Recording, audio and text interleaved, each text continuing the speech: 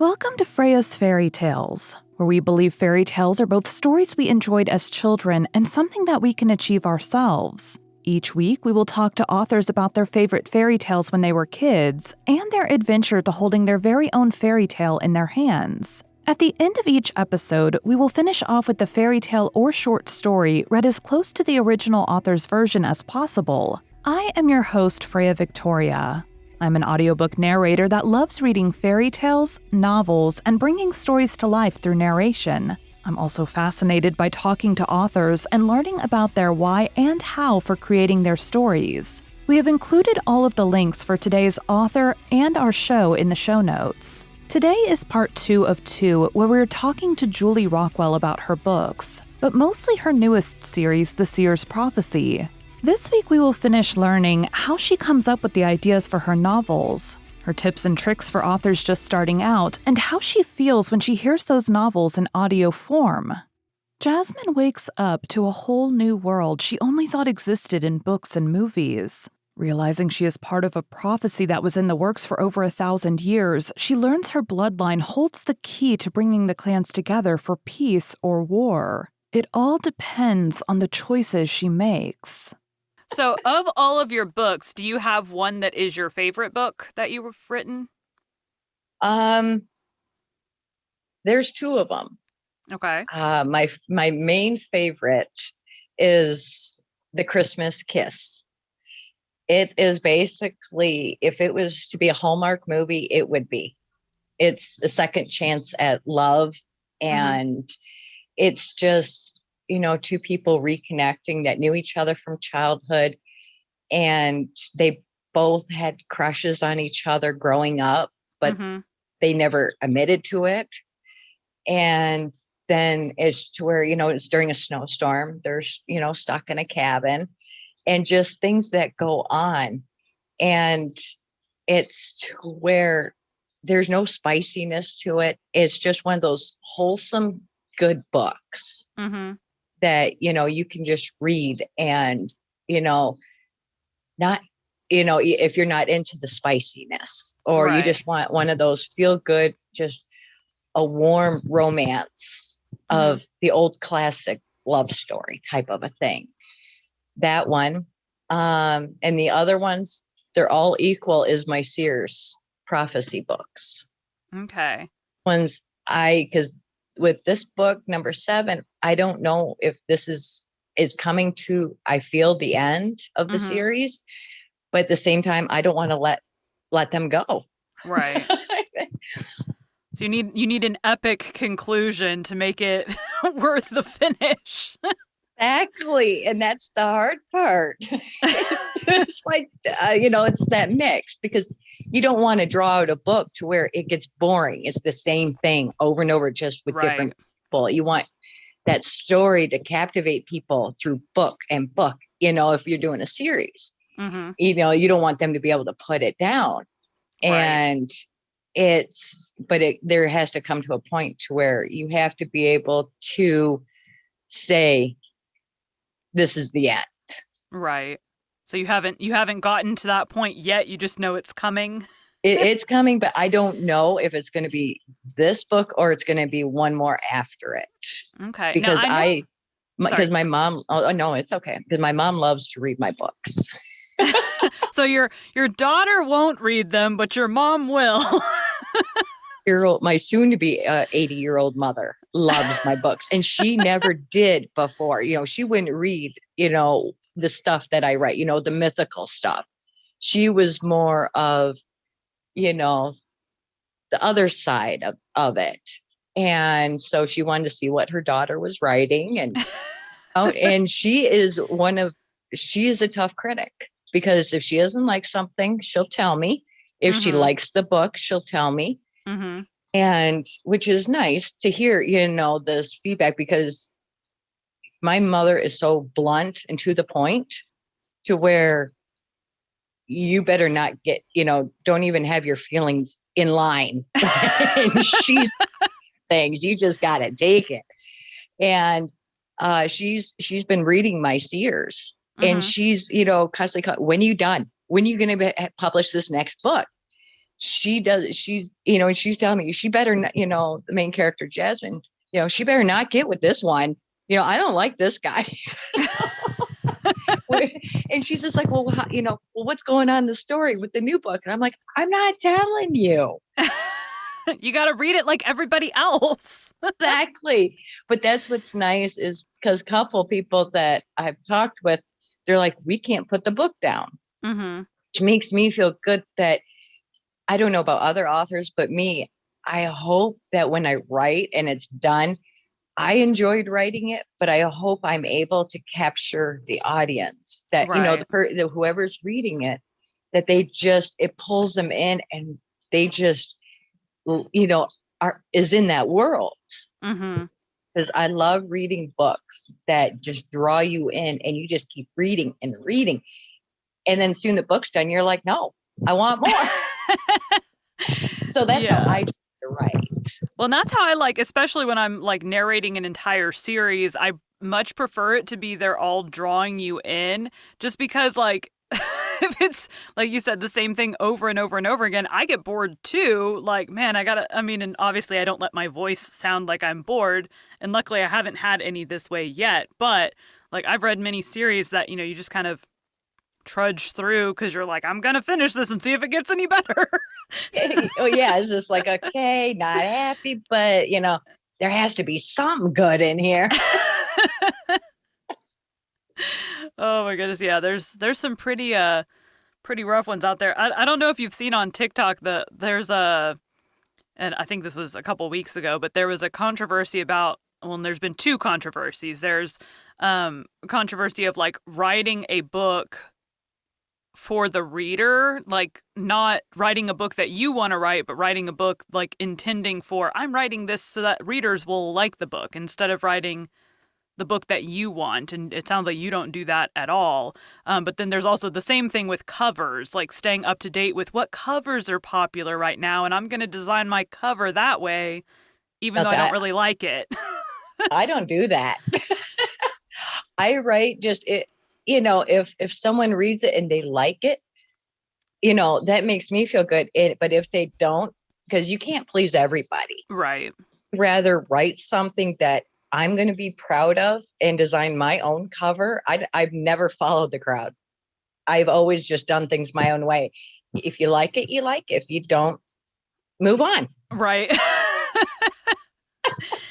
Yeah, I can't, I definitely, I have like in my head a picture of what I want my cover to like start with, but I haven't like designed, I'm not to that point yet, but I'm like, I'm going to design a cover that I'm going to like, not like. Yeah, not what other people want. Yeah. Yeah. Yeah. Well, yeah, because at the end of the day, like when you get your, when you're going to promote it, you have to be happy with it, Right. inside. It's something that you're proud of. And, Mm-hmm. and no matter what people say, it's like, no, this is what I like. And it's to where, because you don't want to publish something that you're not happy with. Because most likely people are going to see that in your work, and the comments are going to be like, wow, this is, I feel like they just drug on and got bored, because that's how the book is. Exactly. It's to where that's why I've always written, I've just let the story just write itself in a way. And it's to where by the end of the day, when I get that physical copy, I'm happy, I'm proud of it. I'm happy. And, I'd go around, when I promote it on TikTok or Facebook or wherever, that cover is to where I'm like, yep, this is my book, so I've never followed or done whatever. So yeah, so when you start designing, always make sure you're happy with it, because trends or pop things come and go so quickly. Right. But these books are there. Now, I have seen some that did redesigns on their cover just because, like, it's about like when you go and redesign a website, you redesign it because like it's a little bit out, not because you don't like it anymore, but like it just looks kind of old and outdated, or like technology has changed, and so you Right. update the Well, cover something like to that. look Yeah. fancier or whatever, or like, oh, there's this really cool new font that I would rather use, or whatever the case may be. But Because you're designing it to make, what you still like. Oh, right. but yeah, technology constantly changes and everything. So, updating the cover is one thing. Now, you fairly early on had asked about, and not since you were my first fiction book, I hadn't had this any at all to that point. But fairly early on, you were like, I want to, promote you in my author groups and talk about like how I've got this podcaster. What of all of that, I guess, appealed to you so much? Well, is because of, well, it all started, with how you were helping me with, Dancing the Moonlight, with the editing and just how we worked together. And it's to where, and then listening after with you narrating the book.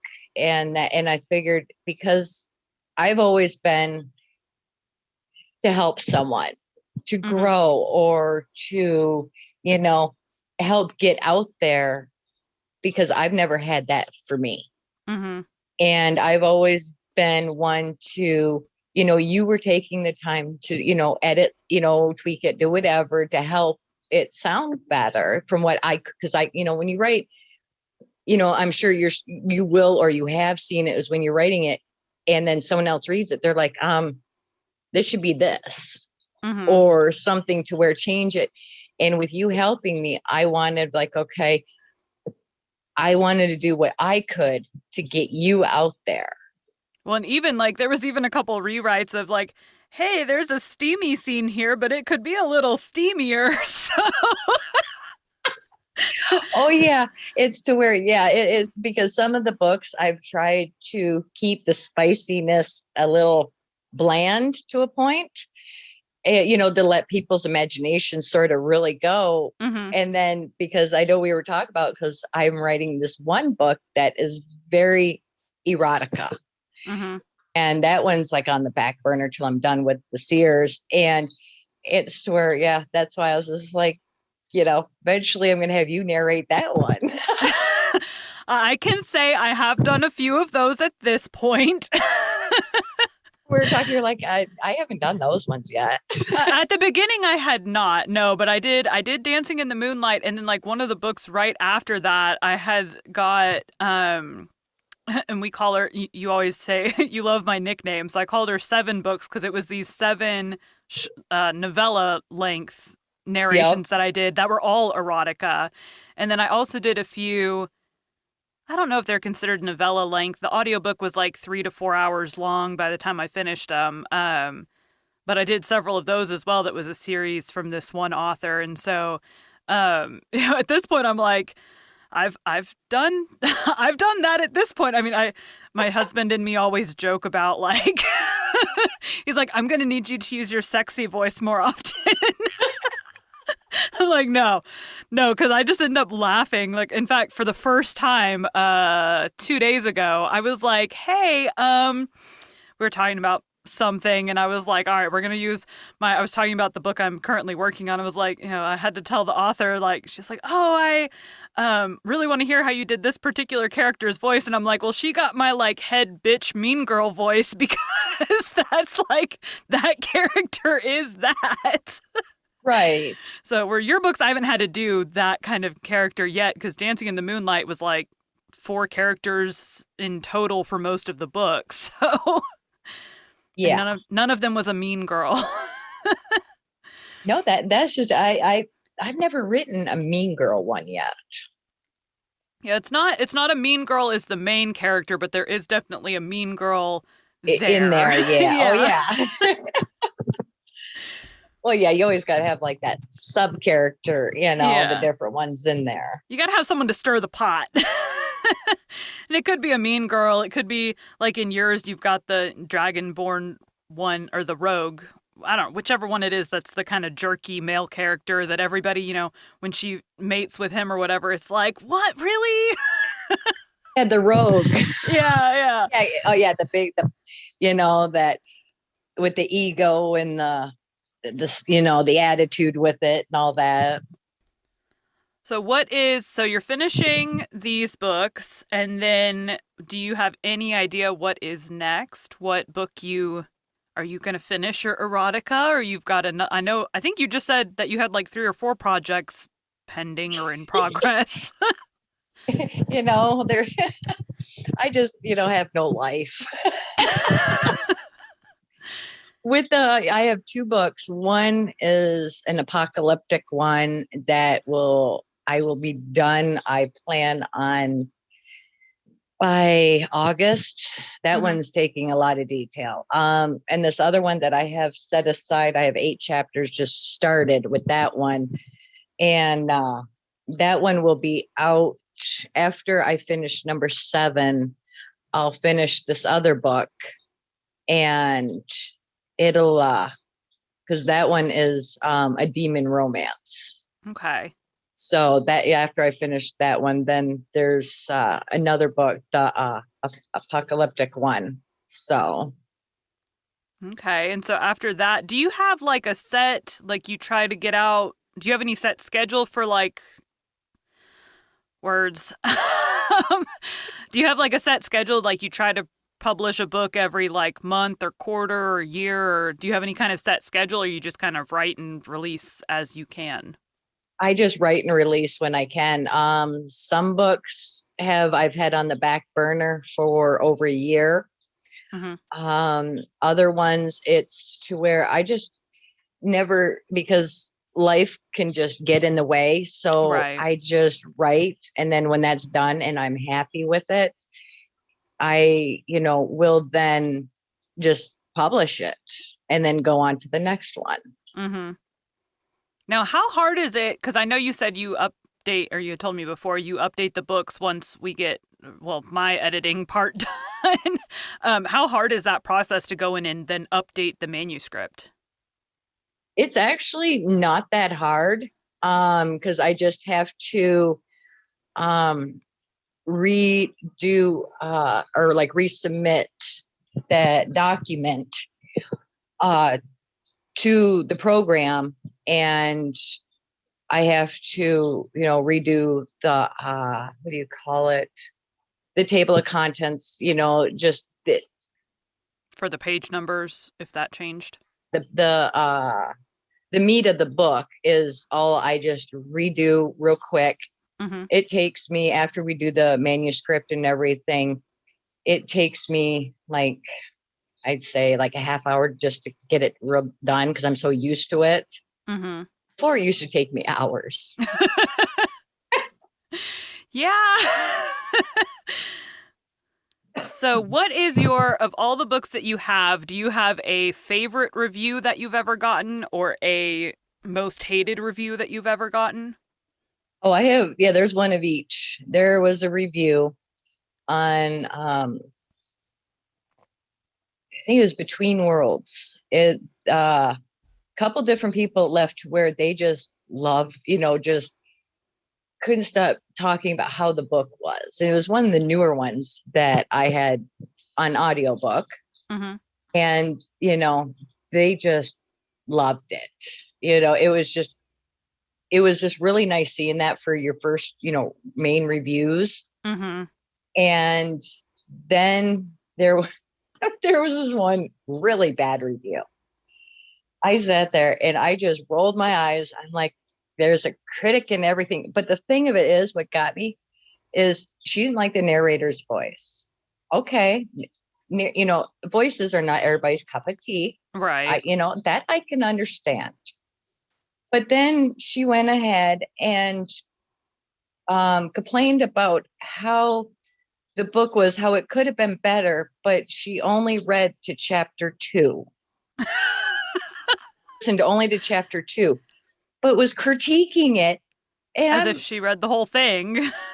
And I'm just like, if you read the whole thing, the story actually develops, because with Between Worlds, it deals with the vampires and the werewolves. And the main girl, she's sort of like thrown into this world. And, and that's the thing with fantasy, is to where anything can happen. Right. It doesn't have to be, well, because she ends up getting involved with this guy and he, moves in rather quickly. But I'm not going to draw out them dating for a year before he moves in. Right. No, I figured it's 1 a year fan. later. Yeah, can move in. And so I just go with it. And because I also, when I write, I love to have fun sometimes. Mm-hmm. And it's to where she sat there and actually got on me about how dare I let this guy move in with this girl and she's like, who does that? A lot of people, actually. Do you not realize this is a fantasy? Well, and have you ever heard of like Vegas marriage chapels? Like, Yeah, and I'm just sitting there besides the real life stuff. I'm like, you pick up a book that deals with vampires and werewolves. and you're expecting reality. Exactly. And it's like, and I mean, she left a big paragraph of just trashing it. And she's like, I just couldn't, get past, chapter 2. And, but I'm sure there's a good story in there somewhere, just if the author would redo it. And I'm like, yeah, okay. Redo the first 2 chapters to tell the entire story in 2 chapters. Yeah, let me get right on that. Oh, yeah, that is only, that has been the worst review I've ever had. And at first, when you get your first bad review, it does hit you. Right. It sort of takes you back, you're sort of like hurt by it, but then because you're not used to it. Right. And then it's to where then you start getting mad. And it's like, and I'm walking around the house You just start to fussing. stew. Yeah, you do, because you want to talk with this person, be like trying to figure out where they're coming from. And, I'm mumbling around the house thinking about this. My daughter looked at me and she's like, Mom, she's like, you're always going to have critics. Yeah. And but then it's like, I forgot about that part because I was so caught up in what she was saying, this, Right. reviewer wrote. And then it fell back to where then I read something about this author where it took him close to 20 years before he got famous. And he had a lot of people laughing in his face and saying he would never amount to nothing. And it took just a strike of a match to where he's, world famous and just goes with it. And I always keep that in the back of my mind to where, you will always have the people that try to trash you and, be nasty, just because they can. And now, especially on social media age, it's just gotten worse. Yeah. But so it's, but those are, I have a few, the good reviews to where it makes me smile. And I'm like, okay, different people, guys, girls, whatever, have made comments to where they've really enjoyed it, keep up the good work and everything. But it's to where that I've only had that one bad review. I had another one to where she returned the book because she couldn't stand the narrator's voice. I'm good with that. I'm like, okay, good to know, and everything. And I move on, because each his own. When I have to listen to audiobooks for, let's say, research purposes. So I am, I don't know, I go against the grain with everything that I do. And so, like, typically they recommend, like, don't become a narrator until you've had coaching. Well, I'm like, I don't know what kind of coaching I would need at this point because, one, I'm pretty sure the only books that have had reviews on them, I'm pretty sure it was someone paid for those reviews because it's all very generic, like, I love this narrator and this book is so informative. Like, it's clearly cookie cutter reviews. Oh, yeah. But like on like my fiction stuff, I haven't gotten any reviews yet on any of the books I've done fiction wise. So I'm like, I don't even know if no one tells me what's going on. I don't know, like, oh, this person takes, well, I know I don't have like really weird breaths or anything in there, but there's no like critique for like something that could be fixed. Cause just telling someone I don't like your voice, Like, that's so unhelpful. I can't change my voice. Yeah, exactly. It's to where I know um through with like Audible, it, it does, I have to click on the actual book to see if there's been any reviews.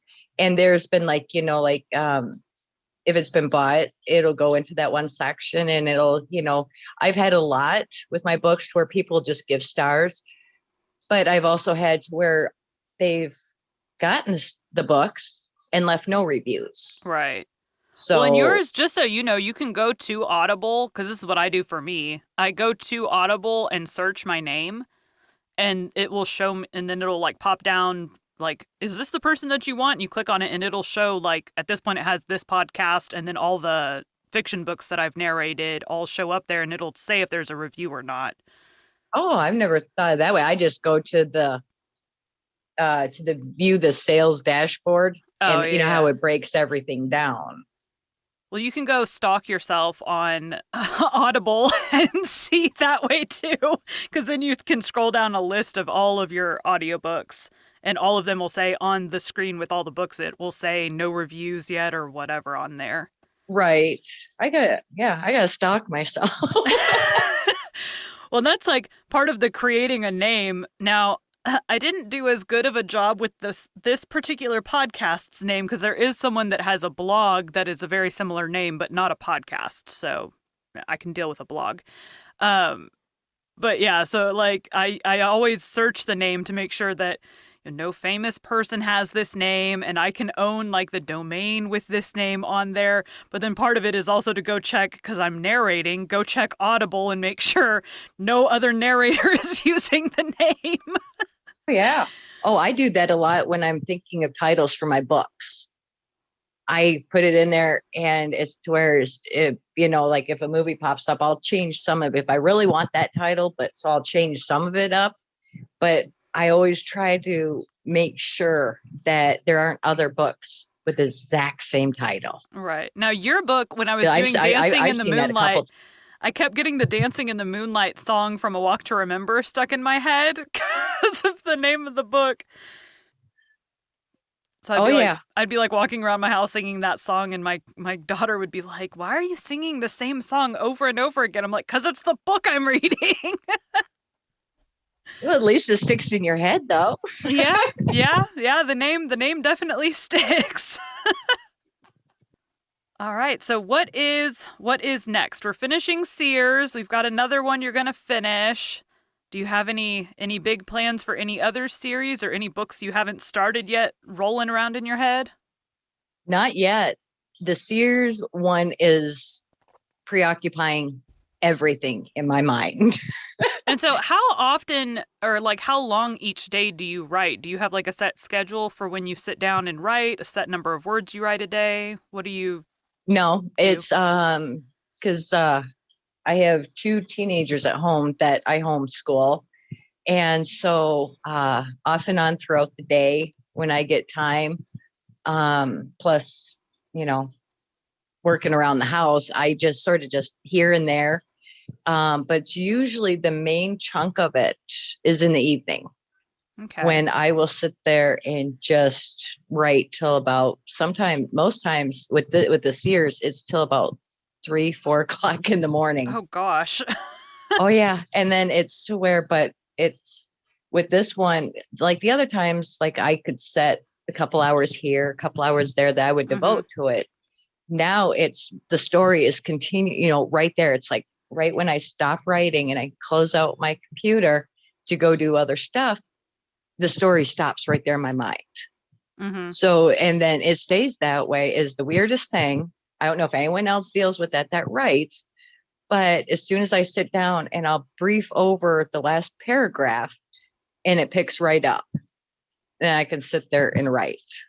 And I just write till I get tired.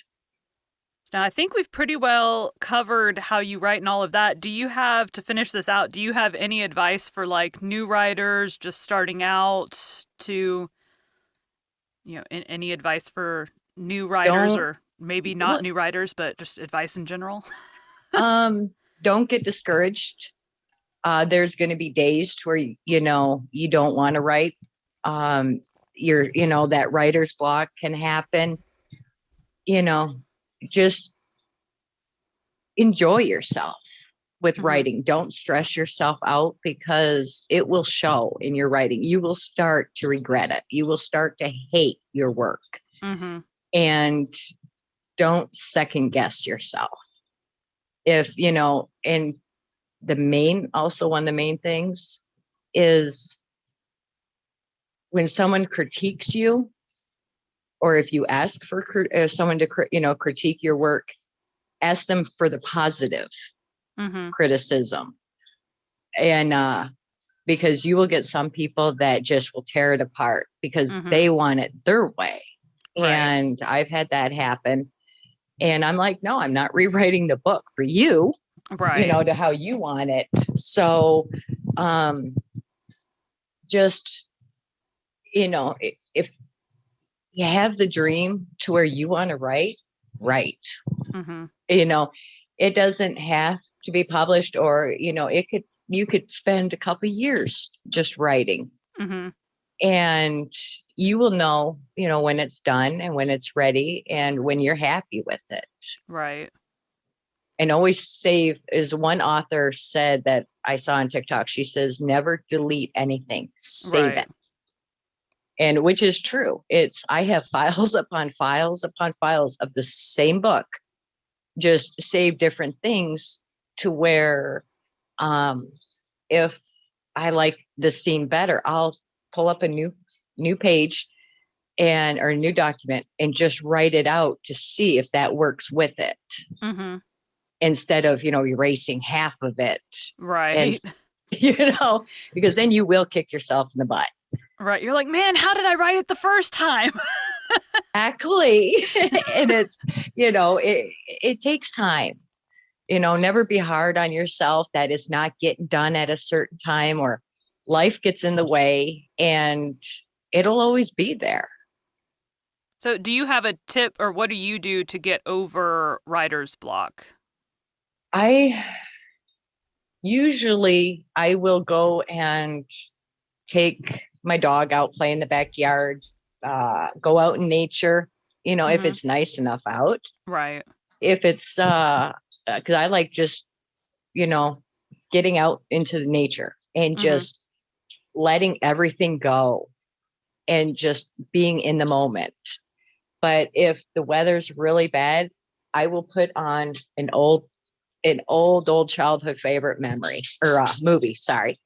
and just watch it and just put the computer away, put everything away, and just don't even think about it. Just go on doing whatever you want to do, and it will, hit you. You'll sit down and it'll come right to you. Okay. Well, you've done a lot of books in a very short time, and you've got a lot of good advice for newbies, or just author. I mean, everybody hits writer's block at some point. Yes. Yeah, it seems like a good get out of the moment and just don't worry about it. Attempt not to think about it, because I know for me that's really hard to get out of your head and stop trying to analyze everything all the time. Oh yeah, definitely. But you can't do it. You have to actually turn your brain off. Yeah, you have to train yourself. It took me a long time to with that one. It's because before I started writing, I was painting, and it's to where, this wasn't working right. That wasn't. So before the books, I trained myself just to walk away from my paintings and take a day, take a week, however long that process is going to be, and then when you come back to it with a fresh set of eyes, and, you have to take care of yourself.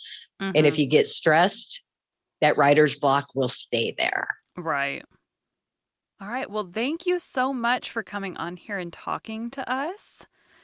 And well, thank you for having me. You have a good day, Julie. You too. Bye. Bye. Julie's favorite story when she got older was Hansel and Gretel. Hansel and Gretel is a German fairy tale collected by the German brothers Grimm and published in 1812 in Grimm's Fairy Tales. It is also known as Hansel and Gretel or Little Stepbrother and Little Stepsister. Hansel and Gretel are a brother and sister abandoned in a forest where they fall into the hands of a witch who lives in a house made of gingerbread, cake, and candy. The cannibalistic witch intends to fatten the children before eventually eating them, but Gretel outwits the witch and kills her. The two children then escape with their lives and return home with the witch's treasure. Don't forget, we are also continuing the original story of Beauty and the Beast on our Patreon. Hansel and Gretel. Hard by a great forest dwelt a poor woodcutter with his wife and his two children. The boy was called Hansel and the girl Gretel. He had little to bite and to break, and once when great dearth fell on the land, he could no longer procure even daily bread.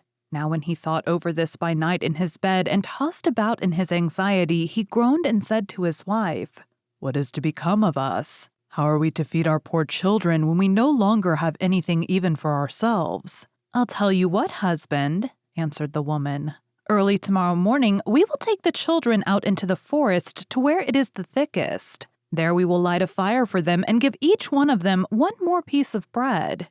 And then we will go to our work and leave them alone. They will not find the way home again, and we shall be rid of them." "No, wife," said the man, "I will not do that. How can I bear to leave my children alone in the forest? The wild animals would soon come and tear them to pieces." "Oh, you fool," said she, "then we must all four die of hunger. You may as well plane the planks for our coffins." And she left him with no peace until he consented. "But I feel very sorry for the poor children all the same," said the man. The two children had also not been able to sleep for hunger and had heard what their stepmother had said to their father. Gretel wept bitter tears and said to Hansel, "Now all is over with us." "Be quiet, Gretel," said Hansel. "Do not distress yourself. I will soon find a way to help us." And when the old folks had fallen asleep, he got up, put on his little coat, opened the door below, and crept outside. The moon shone brightly, and the white pebbles which lay in front of the house glittered like real silver pennies. Hansel stooped and stuffed the little pocket of his coat with as many as he could get in. Then he went back and said to Gretel, "Be comforted, dear little sister, and sleep in peace. God will not forsake us." And he lay down again in his bed. When day dawned, but before the sun had risen, the woman came and awoke the two children, saying, "Get up, you sluggards. We are going into the forest to fetch wood." She gave each a little piece of bread and said, "There is something for your dinner, but do not eat it up before then, for you will get nothing else." Gretel took the bread under her apron as Hansel had the pebbles in his pocket. Then they all set out together on the way to the forest. When they had walked a short time, Hansel stood still and peeped back at the house and did so again and again. His father said, "Hansel, what are you looking at there and staying behind for? Pay attention and do not forget how to use your legs." Father," said Hansel, "I'm looking at my little white cat which is sitting up on the roof and wants to say goodbye to me." The wife said, "Fool, that is not your little cat. That is the morning sun which is shining on the chimneys." Hansel, however, had not been looking back at the cat, but had been constantly throwing one of the white pebble stones out of his pocket on the road. When they had reached the middle of the forest, the father said, "Now, children, pile up some wood, and I will light a fire that you may not be cold." Hansel and Gretel gathered brushwood together as high as a little hill. The brushwood was lighted, and when the flames were burning very high, the woman said, "Now, children, lay yourselves down by the fire and rest. We will go into the forest and cut some wood. When we have done, we will come back and fetch you away." Hansel and Gretel sat by the fire, and when noon came, each ate a little piece of bread. And as they heard the strokes of the wood axe, they believed that their father was near. It was not the axe, however, but a branch which he had fastened to a withered tree which the wind was blowing backwards and forwards. And as they had been sitting such a long time, their eyes closed with fatigue, and they fell fast asleep. When at last they awoke, it was already dark night. Gretel began to cry and said, "How are we to get out of the forest now?" But Hansel comforted her and said, "Just wait a little while until the moon has risen, and then we will soon find the way." And when the full moon had risen, Hansel took his little sister by the hand and followed the pebbles which shone like newly coined silver pieces and showed them the way. They walked the whole night long, and by break of day came once more to their father's house. They knocked at the door, and when the woman opened it and saw that it was Hansel and Gretel, she said, "You naughty children, why have you slept so long in the forest? We thought you were never coming back at all." The father, however, rejoiced, for it had cut him to the heart to leave them behind alone. Not long afterwards, there was once more great dearth throughout the land, and the children heard their mother saying at night to their father, "Everything is eaten again. We have 1/2 loaf left, and that is the end. The children must go. We will take them further into the wood so that they will not find their way out again. There is no other means of saving ourselves." The man's heart was heavy, and he thought, "It would be better for you to share the last mouthful with your children." The woman, however, would listen to nothing that he had to say, but scolded and reproached him. He who says A must say B.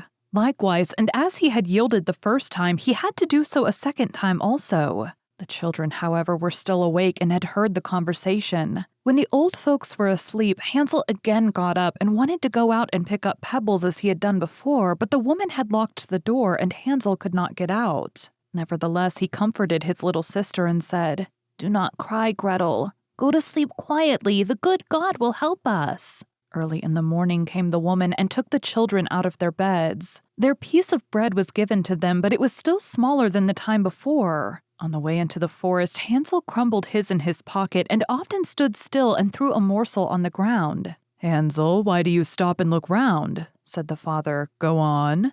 "I'm looking back at my little pigeon which is sitting on the roof and wants to say goodbye to me," answered Hansel. "Fool," said the woman, "that is not your little pigeon, that is the morning sun that is shining on the chimney." Hansel, however, little by little threw all the crumbs on the path.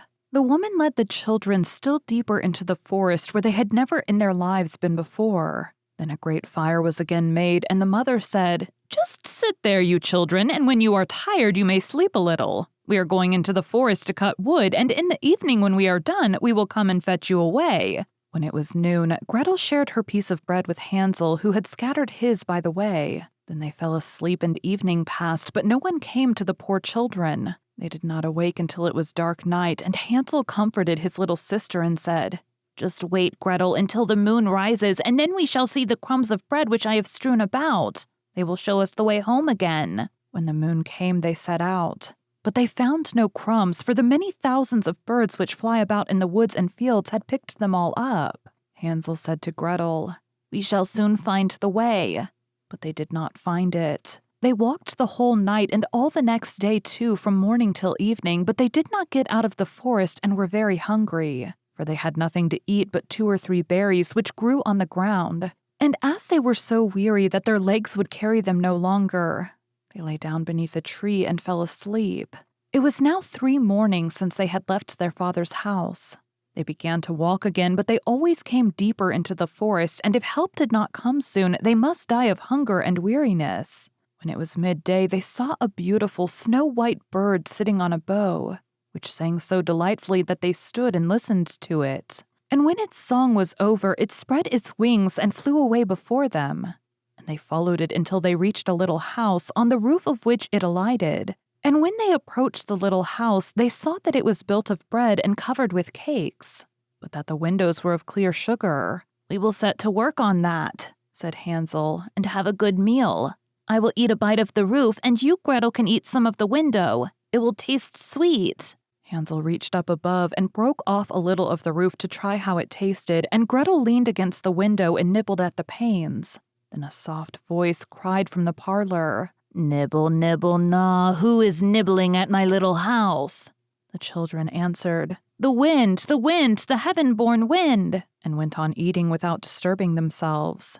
Hansel, who liked the taste of the roof, tore down a great piece of it, and Gretel pushed out the whole of one round window pane, sat down, and enjoyed herself with it. Suddenly the door opened, and a woman as old as the hills, who supported herself on crutches, came creeping out. Hansel and Gretel were so terribly frightened that they let fall what they had in their hands. The old woman, however, nodded her head and said, "Oh, you dear children, who has brought you here? Do come in and stay with me. No harm shall happen to you." She took them both by the hand and led them into her little house. Then good food was set before them, milk and pancakes with sugar, apples, and nuts. Afterwards, 2 pretty little beds were covered with clean white linen, and Hansel and Gretel lay down in them and thought they were in heaven. The old woman had only pretended to be so kind. She was in reality a wicked witch who lay in wait for children and had only built the little house of bread in order to entice them there. When a child fell into her power, she killed it, cooked it, and ate it. And that was a feast day with her. Witches have red eyes and cannot see far, but they have a keen scent like the beasts and are aware when human beings draw near. When Hansel and Gretel came into her neighborhood, she laughed with malice and said mockingly, "I have them. They shall not escape me again."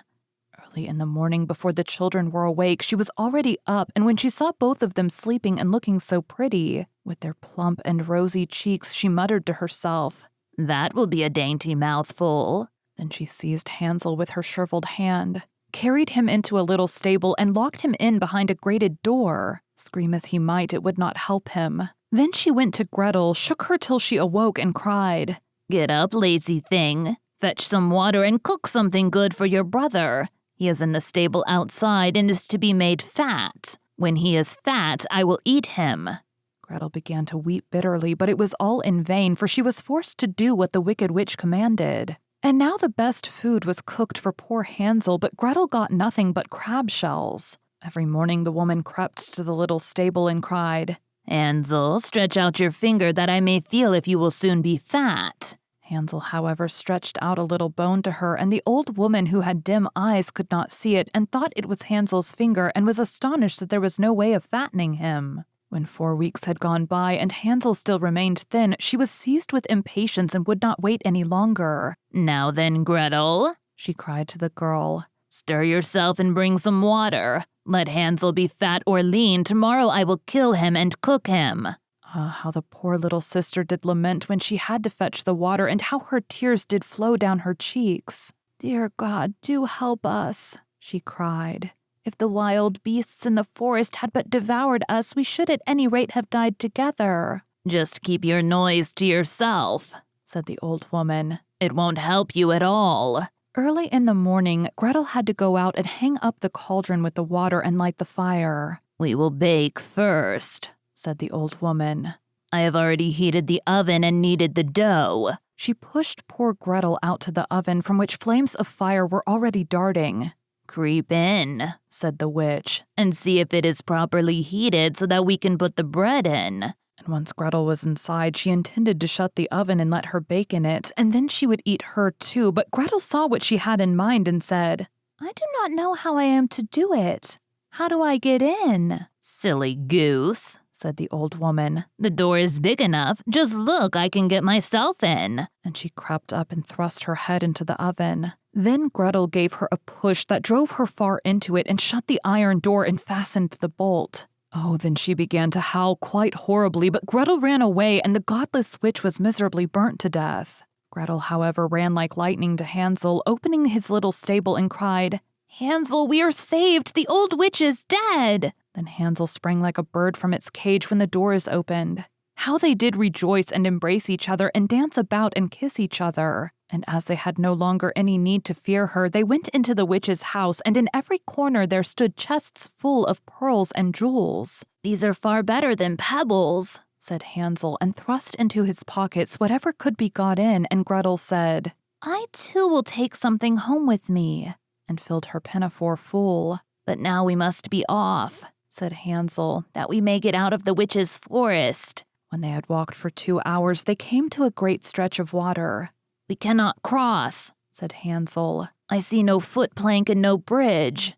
"And there is also no ferry," answered Gretel. "But a white duck is swimming there. If I ask her, she will help us over." Then she cried, little duck, dost thou see? Hansel and Gretel are waiting for thee. There's never a plank or bridge in sight. Take us across on thy back so white." The duck came to them, and Hansel seated himself on its back and told his sister to sit by him. "No," replied Gretel, "that will be too heavy for the little duck. She shall take us across one after the other." The good little duck did so, and when they were once safely across and had walked for a short time, the forest seemed to be more and more familiar to them, and at length they saw from afar their father's house. Then they began to run, rushed into the parlor, and threw themselves round their father's neck. The man had not known one happy hour since he left the children in the forest. The woman, however, was dead. Gretel emptied her pinafore until pearls and precious stones ran about the room, and Hansel threw one handful after another out of his pocket to add to them.